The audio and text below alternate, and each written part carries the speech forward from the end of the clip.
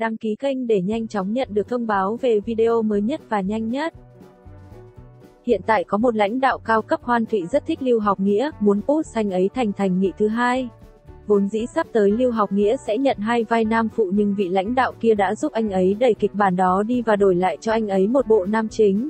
Web drama của Mango TV thật muốn có ngày tháng bình đạm để ôm em, nguyên danh Khi bóng đêm gợn sóng, đạo diễn Thẩm Văn Soái.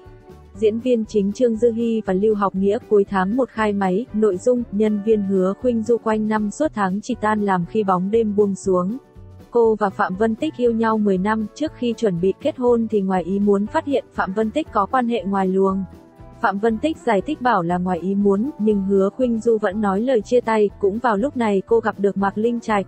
Lần đầu hai người gặp ở bóng đêm gợn sóng, đêm đó sinh ra hiểu lầm, vốn cho rằng sẽ không gặp lại nhau. Không ngờ Mạc Linh Trạch tiếp quản công việc tại công ty của Hứa Khuynh Du. Ngoài hợp tác cùng Trương Dư Hi trong một bộ phim của Đài Xoài thì Lưu Học Nghĩa còn hợp tác với Hứa Giai Kỳ trong một bộ phim nữa.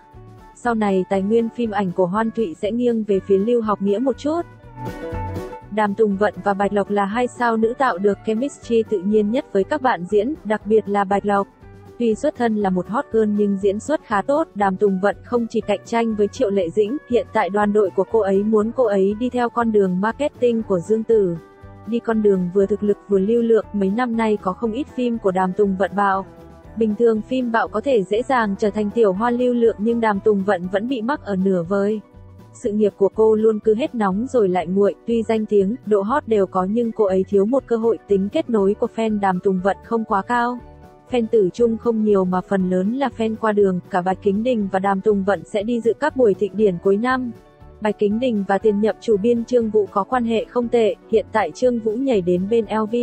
Giới thiệu không ít hoạt động thời thượng cuối năm cho cậu, Đàm Tùng Vận không quá quan tâm đến tài nguyên thời thượng, cô ấy không mạnh về thời trang. Mà tư bản phía sau cũng không đủ mạnh để làm chỗ dựa. Chu Nhan nam chính đã chốt tiêu chiến, nữ chính là một trong 3 người, Dương Siêu Việt, Lưu Thi Thi, Đàm Tùng Vận. Khả năng cao sẽ là Dương Siêu Việt, Đàm Tùng Vận cũng sẽ tham gia chương trình về tình yêu của IQIYI thích em anh cũng vậy. Tống Thiến và các thành viên cùng nhóm luôn giữ mối liên hệ chặt chẽ, chỉ cần bên kia nói rằng cần giúp đỡ, cô ấy đều không thể từ chối. Tống Giật trong lúc quay Gió Nổi Lên ở Lạc Dương đã tung rất nhiều bản thảo xinh đẹp áp Tống Thiến. Đoàn đội cô ấy tung rất nhiều bản thảo chê Tống Thiến béo, dáng người thiếu mảnh mai. Để cứu vãn tình thế, Tống Thiến đành tự rút tiền túi tung các hình ảnh chụp trên trường quay ra PR nhan sắc. Ngặt nỗi đoàn làm phim lại đứng về phía Tống Giật, trang phục chuẩn bị cho Tống Thiến đều khá qua loa, Tống Thiến vô cùng khó chịu. Tài nguyên thời trang của Tống Thiến hiện tại xem như tuyến một, cô ấy sẽ không tham gia show sáng tạo doanh 2021 nhưng sẽ tham gia dự án show khác của Đằng Tấn. Tống Thiến sau khi hot lên từ bộ phim Tình Chị Em, đoàn đội liền cho cô ấy đi theo hình tượng sát thủ của các em trai, thực ra cô ấy đúng là rất thu hút các chàng trai nhỏ tuổi hơn.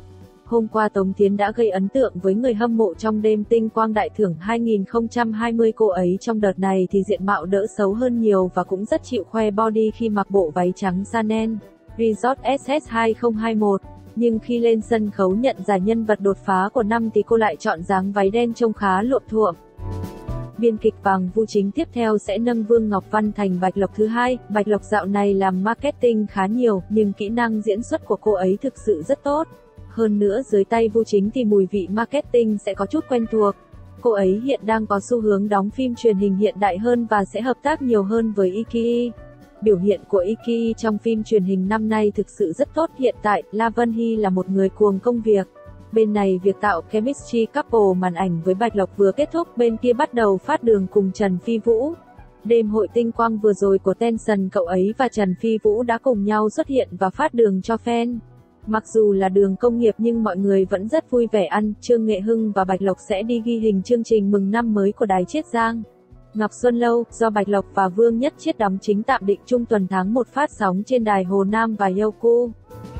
Chưa đầy 24 giờ, Uông Hải Lâm đã 2 lần đăng Weibo với nội dung cà khịa, mỉa mai tiêu chiến. Hành động của vị biên kịch này bị dân mạng ném đá dữ dội. Là một nhà biên kịch, Uông Hải Lâm không trở nên nổi tiếng nhờ vào những tác phẩm của mình mà ông lại gây chú ý với những màn cà khịa, nhận xét tiêu cực về các nghệ sĩ nổi tiếng. Đầu tiên, đối tượng mà ông nhắm đến là Ngô Diệc Phàm, kế đến là Lộc Hàm, Thái Từ Khôn và Địch Lệ Nhiệt Ba. Chỉ cần là ngôi sao trẻ nổi đình nổi đám, Sở hữu nhiều fan hâm mộ đều không thoát khỏi miệng lưỡi độc địa của Uông Hải Lâm, nhưng trong suốt một năm gần đây, vị biên kịch tai tiếng này chỉ toàn nhắm vào một mình Tiêu Chiến. Sau thành công của Trần Tình Lệnh, Uông Hải Lâm thường xuyên đăng bài nhắc đích danh Tiêu Chiến và fandom của anh Tiểu Phi Hiệp. Nội dung bài viết của Uông Hải Lâm toàn những lời chê trách, mắng chửi, không hề mang tính góp ý tích cực nào. Tiêu Chiến đóng phim thì ông lại chê anh chàng diễn dở tệ, Tiêu Chiến đăng bài viết mới thì ông cho rằng thật vô vị. Ngay cả việc Tiêu Chiến lên hot search cũng khiến Uông Hải Lâm ngứa mắt, bày tỏ nam diễn viên thật lắm chiêu trò. Không chỉ nhắm vào Tiêu Chiến mà vị biên kịch này còn thường hay cà khịa fandom của anh. Lần gần đây nhất trên sóng truyền hình, vị biên kịch này đã cười cợt fan Tiêu Chiến phát âm sai và ngầm chê họ học vấn thấp. Lễ trao giải Tinh Quang Đại Thưởng 2020 vừa kết thúc vào tối qua. Rất nhiều minh tinh xuất hiện trên hot search và đương nhiên một ngôi sao hot như Tiêu Chiến cũng chẳng là ngoại lệ. Ngay lúc này, Uông Hải Lâm không bỏ lỡ cơ hội mà lên tiếng mỉa mai ngôi sao Trần Tình Lệnh, có vung bút thôi mà cũng lên hot search cho bằng được, thật nhàm chán.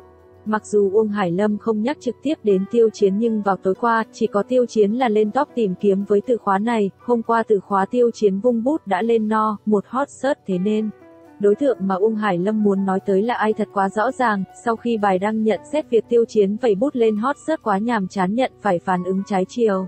Biên kịch Uông Hải Lâm mới đây tiếp tục đăng một bài lên Weibo, lần này là nhắc đến tên cụ thể, với nội dung, dư sinh quãng đời còn lại xin chỉ giáo nhiều hơn của Tiêu Chiến có thể sắp chiếu rồi. Chúc mừng cậu ấy, lo mà đóng phim, đi con đường đúng đắn, đừng có làm mấy cái trò, đẹp nhất thế giới, vẩy bút lên hot search nữa, phản cảm lắm, fan cũng vậy, làm tôm thì cứ làm tôm đi. Dương nanh múa vuốt thì cũng chỉ là tôm thôi, lắm trò quá. Để quay cho mấy người một bộ truyện hành tinh tôm, truyện viên tôm nhé. Những bài viết như thế của Uông Hải Lâm đối mặt với những lời ném đá, mắng chửi của fan Tiêu Chiến lẫn cộng đồng mạng. Không ít người cho rằng ông lạm dụng việc nhận xét vô tội vạ, cố tình chê bai những nghệ sĩ trẻ một cách tiêu cực để tạo nên tên tuổi cho mình, hành vi ké phêm người khác trắng trợn. Đối mặt với lời chỉ trích của dân mạng, Uông Hải Lâm luôn tỏ vẻ bình thản và cho rằng sự thật thì mất lòng, chỉ có ông mới dám nhận xét thẳng thắn như thế này mà thôi.